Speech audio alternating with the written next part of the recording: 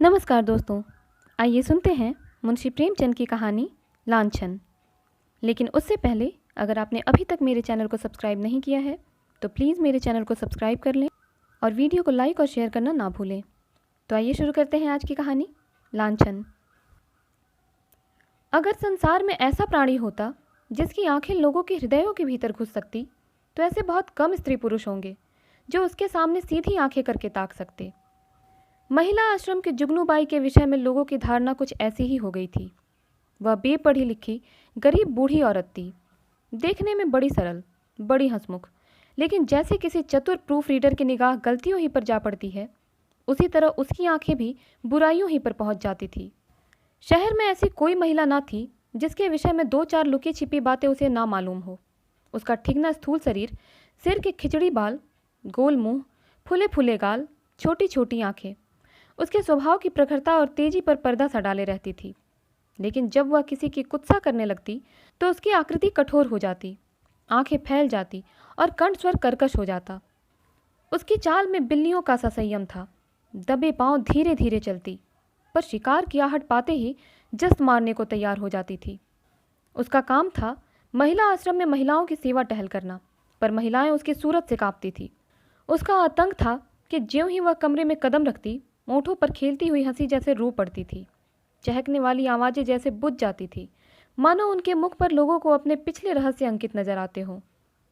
पिछले रहस्य कौन है जो अपने अतीत को किसी भयंकर जंतु के समान कटघरों में बंद करके ना रखना चाहता हो।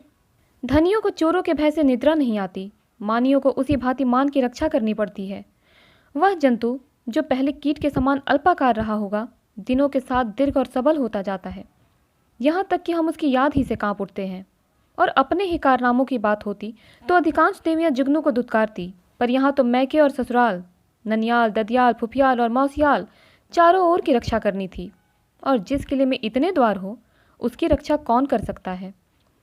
वहाँ तो हमला करने वाले के सामने मस्तक झुकाने में ही कुशल है।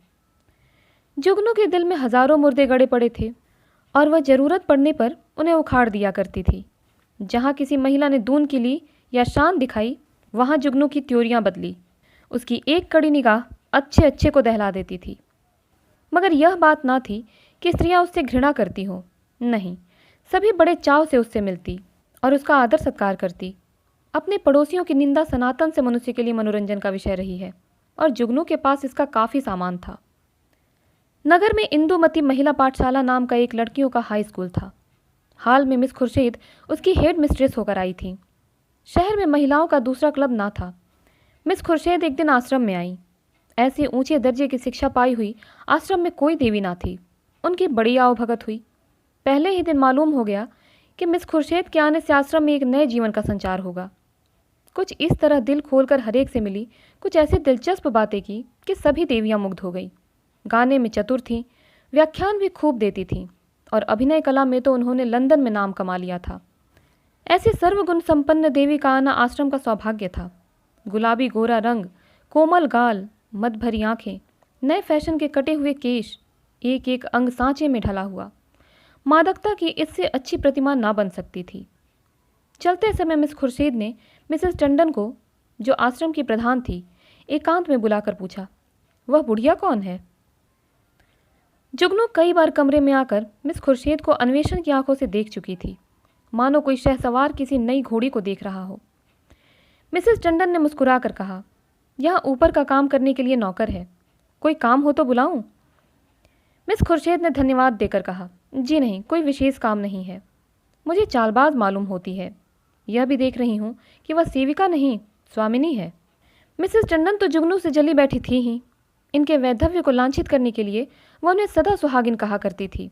मिस खुर्शीद से उसकी जितनी बुराई हो सकी वह की और उससे सचेत रहने का आदेश दिया।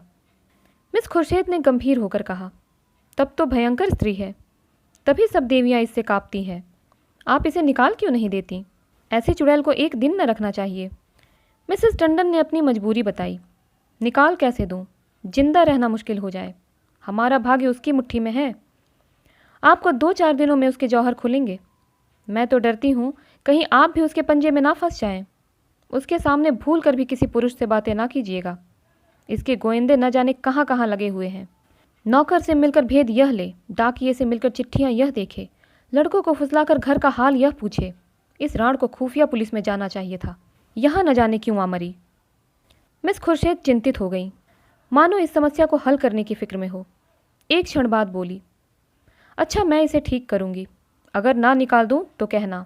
मिसेस टंडन, निकाल देने ही से क्या होगा, उसकी जबान तो ना बंद होगी, तब तो वह और भी निडर होकर कीचड़ फेंकेगी। मिस खुर्शीद ने निश्चिंत स्वर में कहा, मैं उसकी जबान भी बंद कर दूंगी बहन, आप देख लीजिएगा। टके की औरत यहाँ बादशाहत कर रही है, मैं यह बर्दाश्त नहीं कर सकती। वह चली गई तो मिसेस टंडन ने जुगनू को बुलाकर कहा, इस नई मिस साहब को देख, यहाँ प्रिंसिपल हैं। जुगनू ने द्वेष भरे हुए स्वर में कहा, आप देखें, मैं ऐसी सैकड़ों छोकरियाँ देख चुकी हूँ, आंखों का पानी जैसे मर गया हो। मिसेस टंडन धीरे से बोली, तुम्हें कच्चा ही खा जाएंगी, उनसे डरती रहना, कह गई हैं मैं इसे ठीक करके छोड़ूंगी। मैंने सोचा तुम्हें चेता दूं, ऐसा न हो उसके सामने कुछ ऐसी वैसी बातें कह बैठो। जुगनू ने मानो तलवार खींचकर कहा, मुझे चेताने का काम नहीं, उन्हें चेता दीजिएगा। यहाँ का आना न बंद कर दूं तो अपने बाप की नहीं, वह घूम कर दुनिया देख आई हैं तो यहाँ घर बैठे दुनिया देख चुकी हूँ। मिसेस टंडन ने पीठ ठोकी, मैंने समझा दिया भाई, आगे तुम जानो, तुम्हारा काम जाने। जुगनू, आप चुपचाप देखती जाइए, कैसा तिगनी का नाच नचाती हूँ। इसने अब तक ब्याह क्यों नहीं किया, उम्र तो 30 के लगभग होगी। मिसेस टंडन ने रद्दा जमाया, कहती है मैं शादी करना ही नहीं चाहती, किसी पुरुष के हाथ क्यों अपनी आज़ादी बेचूं। जुगनू ने आंखें नचाकर कहा, कोई पूछता ही ना होगा, ऐसी बहुत सी कुंवारियां देख चुकी हूँ, 70 चूहे खाकर बिल्ली चली हज को। और कई लौंडियां आ गई और बात का सिलसिला बंद हो गया। दूसरे दिन सवेरे जुगनू मिस खुर्शीद के बंगले पर पहुंची। मिस खुर्शीद हवा खाने गई हुई थी। खानसामा ने पूछा, कहाँ से आती हो? जुगनू, यहीं रहती हूँ बेटा। मेम साहब कहाँ से आई हैं? तुम तो इनके पुराने नौकर होगे। खानसामा, नागपुर से आई हैं, मेरा घर भी वहीं है, 10 साल से इनके साथ हूँ। जुगनू, किसी ऊंचे खानदान की होंगी, वह तो रंग ढंग से ही मालूम होता है। खानसामा, खानदान तो कुछ ऐसा ऊंचा नहीं, हाँ तकदीर की अच्छी है। इनकी माँ अभी तक मिशन में 30 पाती हैं। यह पढ़ने में तेज़ थी, वजीफ़ा मिल गया, विलायत चली गई, बस तकदीर खुल गई। अब तो अपनी माँ को बुलवाने वाली हैं, लेकिन वह बुढ़िया शायद ही आए। यह गिरजे विरजे नहीं जाती, इससे दोनों में पड़ती नहीं। जुगनू, मिजाज की तेज़ मालूम होती हैं। खानसामा, नहीं, यूँ तो बहुत नेक है, गिरजे नहीं जाती। तुम क्या नौकरी की तलाश में हो? करना चाहो तो कर लो, एक आया रखना चाहती हैं। जुगनू, नहीं बेटा, मैं अब क्या नौकरी करूँगी। इस बंगले में पहले जो मेम साहब रहती थीं, वह मुझ पर बड़ी निगाह रखती थीं। मैंने समझा चलो नई मेम साहब को आशीर्वाद दे आऊँ। खानसामा, यह आशीर्वाद लेने वाली मेम साहब नहीं हैं, ऐसों से बहुत चिढ़ती हैं। कोई मंगता आया और उसे डांट बताई, कहती हैं बिना काम किए किसी को जिंदा रहने का हक नहीं है, भला चाहती हो तो चुपके से राह लो। जुगनू, तो यह कहो इनका कोई धर्म करम नहीं, फिर भला गरीबों पर क्यों दया करने लगी। जुगनू को अपनी दीवार खड़ी करने के लिए काफ़ी सामान मिल गया। नीच खानदान की है, माँ से नहीं पटती, धर्म से विमुख है।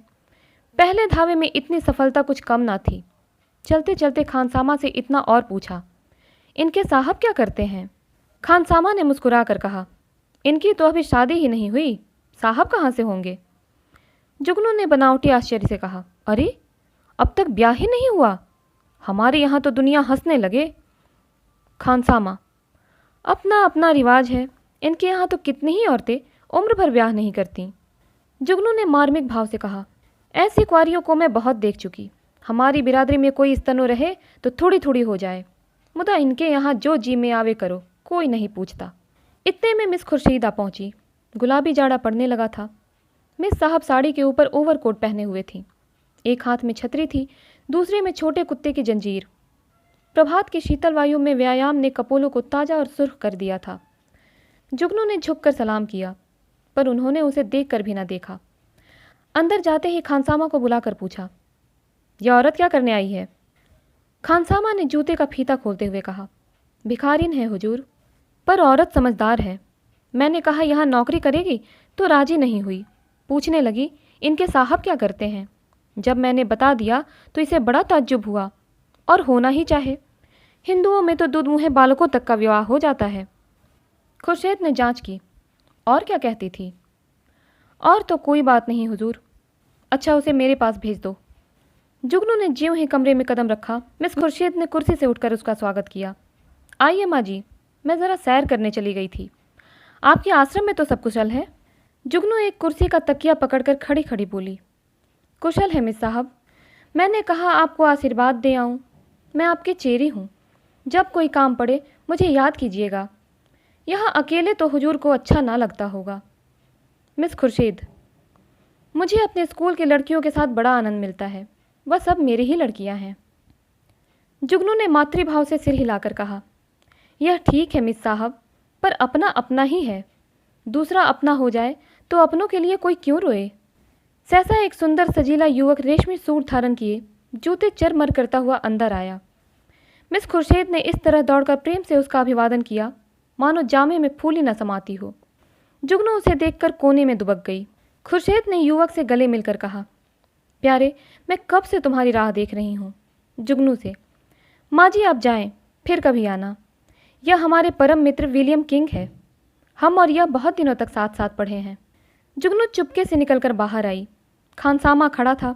पूछा, यह लौंडा कौन है? खानसामा ने सिर हिलाया। मैंने इसे आज ही देखा है। शायद अब क्वारपन से जी उबा।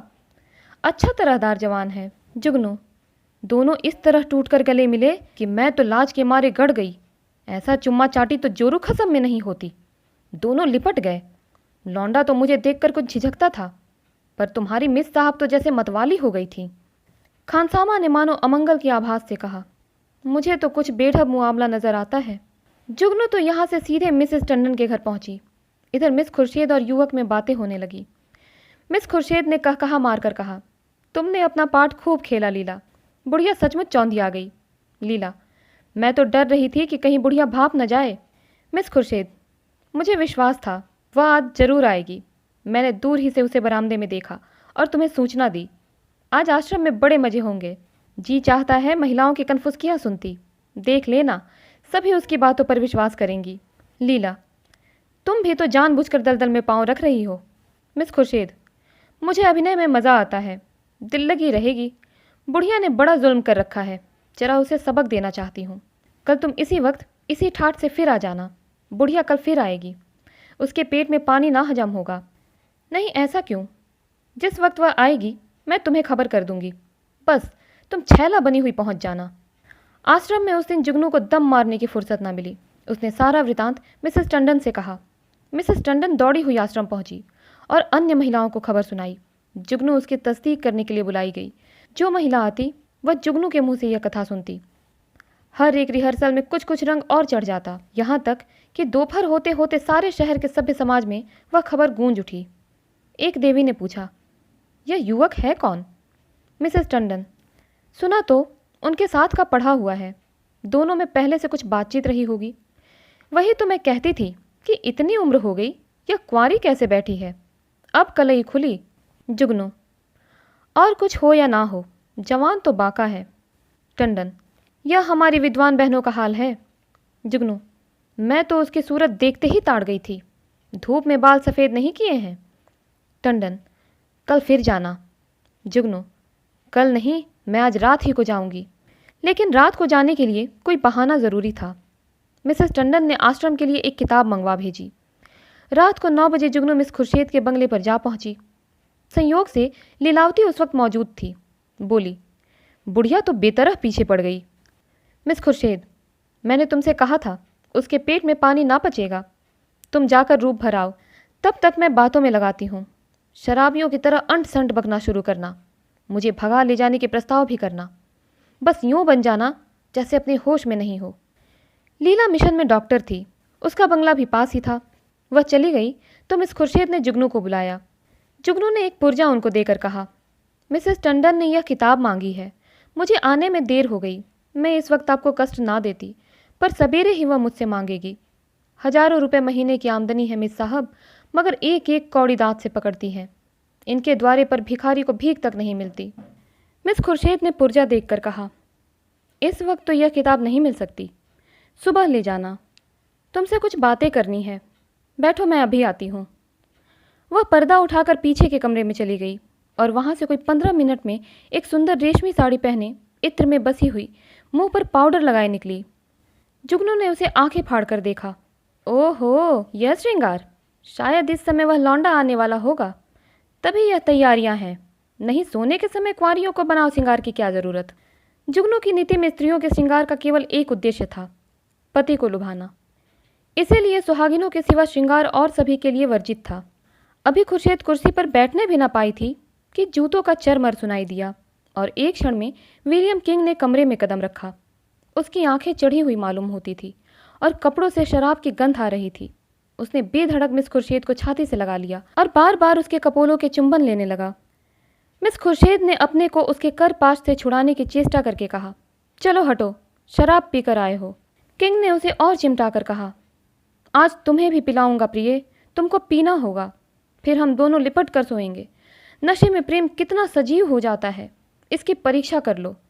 मिस खुर्शीद ने इस तरह जुगनू की उपस्थिति का उसे संकेत दिया कि जुगनू पर नज़र पड़ जाए, पर किंग नशे में मस्त था, जुगनू की तरफ देखा ही नहीं। मिस खुर्शीद ने रोष के साथ अपने को अलग करके कहा, तुम इस वक्त आपे में नहीं हो, इतने उतावले क्यों हुए जाते हो? क्या मैं कहीं भागी जा रही हूँ? किंग, इतने दिनों से चोरों की तरह आया हूँ, आज से मैं खुले खजाने आऊँगा। खुर्शीद, तुम तो पागल हो रहे हो, देखते नहीं हो कमरे में कौन बैठा हुआ है? किंग ने हकबका कर जुगनू की तरफ देखा और झिझक कर बोला, यह बुढ़िया यहाँ कब आई? तू यहाँ क्यों आई है बुड्ढी? शैतान की बच्ची, यहाँ भेद लेने आती है, हमको बदनाम करना चाहती है। मैं तेरा गला घोट दूंगा। ठहर, भागती कहाँ है? मैं तुझे जिंदा ना छोड़ूंगा। जुगनू बिल्ली की तरह कमरे से निकली और सिर पर पांव रखकर भागी। उधर कमरे से कह कहे उठ उठकर छत को हिलाने लगे। जुगनू उसी वक्त मिसेस टंडन के घर पहुंची। उसके पेट में बुलबुले उठ रहे थे, पर मिसेस टंडन सो गई थी।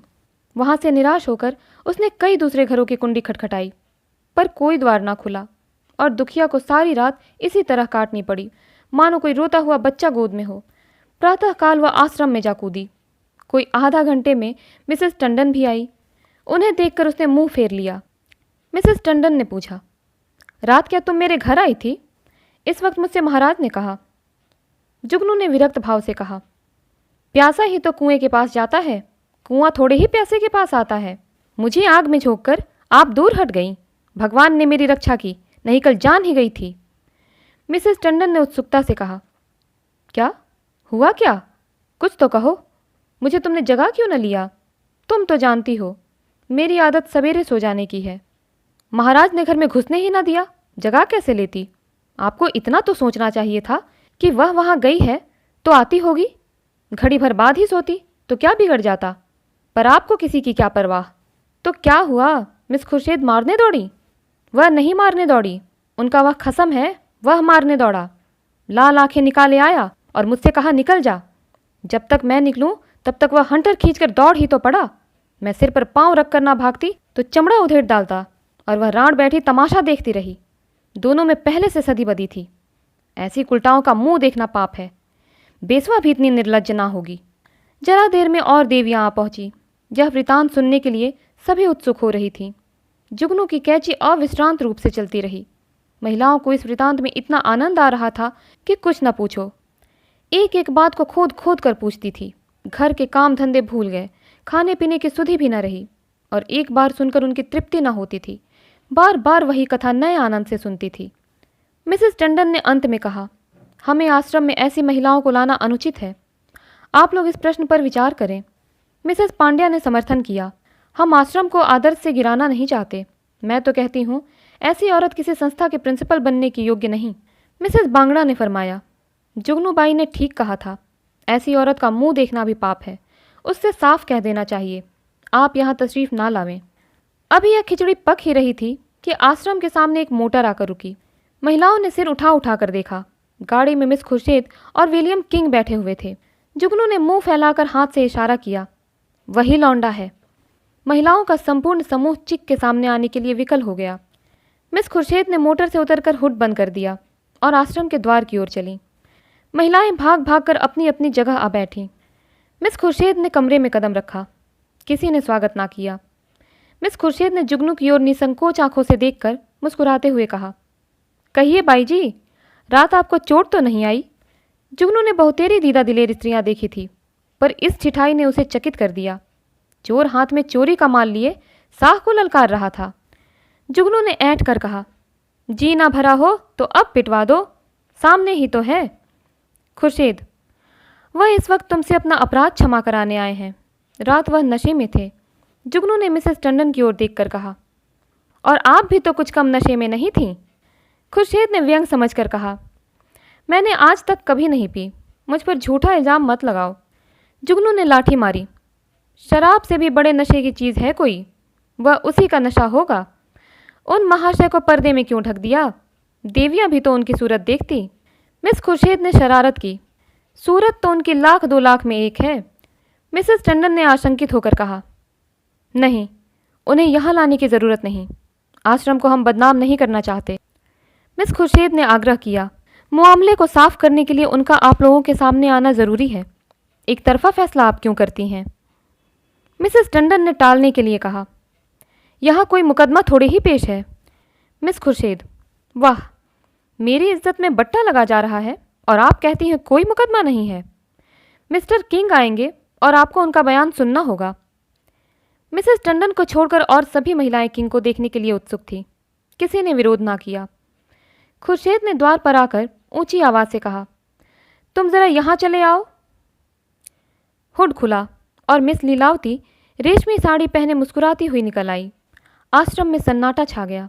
देवियाँ विस्मित आंखों से लीलावती को देखने लगी। जुगनू ने आंखें चमकाकर कहा, उन्हें कहाँ छिपा दिया आपने? खुर्शीद, छू मंतर से उड़ गए, जाकर गाड़ी देख लो। जुगनू लपक कर गाड़ी के पास गई और खूब देखभाल कर मुंह लटकाए हुए लौटी। मिस खुर्शीद ने पूछा, क्या हुआ, मिला कोई? जुगनू, मैं यह तेरी चरित्र क्या जानूं? लीलावती को गौर से देखकर, और मर्दों को साड़ी पहनाकर आंखों में धूल झोंक रही हो, यही तो है वह रात वाले साहब। खुर्शीद, खूब पहचानती हो? जुगनू, हाँ हाँ, क्या अंधी हूँ? मिसेस टंडन, क्या पागलों की सी बातें करती हो जुगनू, यह तो डॉक्टर लीलावती हैं। जुगनू उंगली चमकाकर, चलिए चलिए, लीलावती हैं, साड़ी पहनकर औरत बनते लाज भी नहीं आती। तुम रात को इनके घर नहीं थे? लीलावती ने विनोद भाव से कहा, मैं कब इनकार कर रही हूँ? इस वक्त लीलावती हूँ, रात को विलियम किंग बन जाती हूँ, इसमें बात ही क्या है? देवियों को अब यथार्थ की लालिमा दिखाई दी। चारों तरफ कह कहे पड़ने लगे। कोई तालियां बजाती थी, कोई डॉक्टर लीलावती के गर्दन से लिपट जाती थी, कोई मिस खुर्शीद की पीठ पर थपकियां देती थी। कई मिनट तक हू हक मचता रहा। जुगनू का मुंह उस लालिमा में बिल्कुल जरा सा निकल आया, जबान बंद हो गई। ऐसा चरका उसने कभी न खाया था, इतनी जलील कभी न हुई थी। मिसेस मेहरा ने डांट बताई, अब बोलो दाई, लगी मुंह में कालिक की नहीं? मिसेस बांगड़ा, इसी तरह सबको बदनाम करती है। लीलावती, आप लोग भी तो यह जो कहती है उस पर विश्वास कर लेती हैं। इस हरबोंग में जुगनू को किसी ने जाते ना देखा। अपने सिर पर यह तूफान उठते देखकर उसे चुपके से सरक जाने में ही अपनी कुशल मालूम हुई। पीछे के द्वार से निकली और गलियों गलियों भागी। मिस खुर्शीद ने कहा, जरा उससे पूछो मेरे पीछे क्यों पड़ गई थी? मिसेस टंडन ने पुकारा, पर जुगनू कहाँ? तलाश होने लगी, जुगनू गायब। उस दिन से शहर में फिर किसी ने जुगनू की सूरत नहीं देखी। आश्रम के इतिहास में यह मामला आज भी उल्लेख और मनोरंजन का विषय बना हुआ है। तो दोस्तों, उम्मीद करती हूँ कहानी आपको पसंद आई होगी। इसी प्रकार की और कहानियों के लिए हमारे साथ जुड़े रहें। मिलती हूँ अगली कहानी के साथ, तब तक के लिए धन्यवाद।